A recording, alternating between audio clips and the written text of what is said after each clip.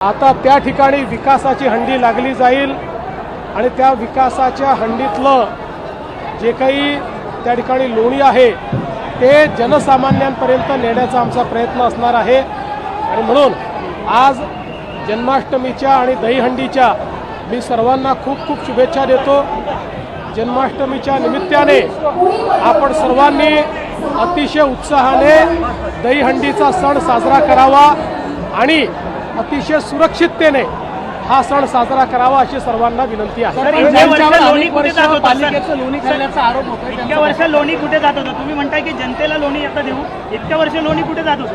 कुठे जात होतं तुम्हाला माहिती आहे, तुम्ही माझ्या तोंडून काढायचा प्रयत्न करताय, पण जनतेलाही माहिती आहे की लोणी कोणी खाल्लं। सर, अनेक बंधनं होती दहीहंडीवरती, गणेशोत्सवावरती, आपल्या सरकार आल्यानंतर ही बंधनं हटलेली आहेत। सगळी बंधनं जेव्हा शिंदे साहेबांचं सरकार आलं आणि आता आमचं सरकार आलं, सगळे बंधनं आम्ही हटवलेले आहेत आणि प्रचंड उत्साह आहे।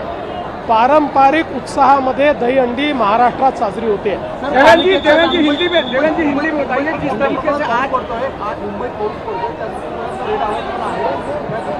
निश्चितपणे काल रात्रीपासून पाऊस पडतो, आजही दिवसभर पावसाचे अंदाज आहेत, पण तरी देखील कितीही पाऊस पडला तरी गोविंदांच्या उत्साहाचा पाऊस हा त्या पावसापेक्षा मोठा आहे आणि त्यामुळे पावसातही अतिशय उत्साहाने दहीहंडी साजरी केली जाईल। आज बारिश हो रही है, उसके बाद भी यहाँ पर उत्साह देखने को कम नहीं मिल रहा है, किस तरीके से देखते हैं?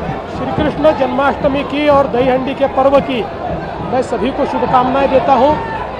महाराष्ट्र में, मुंबई में बड़ी धूमधाम के साथ ये पर्व मनाया जा रहा है और चाहे कितनी बारिश आए तब भी यहाँ पर हमारे गोविंदाओं का उत्साह कम नहीं हो सकता। सर, परिवर्तन की हंडी यहाँ पर अपने बोली आने वाले स्थानीय निकाय चुनाव को लेकर लगता है परिवर्तन इसी प्रकार देखने को मिलेगा। देखिए, परिवर्तन तो होगा क्योंकि पाप की हंडी फूट चुकी है, अब नई हंडी लगने वाली है और उस हंडी का माखन ये समाज के सभी लोगों तक पहुंचाने का काम हम करेंगे।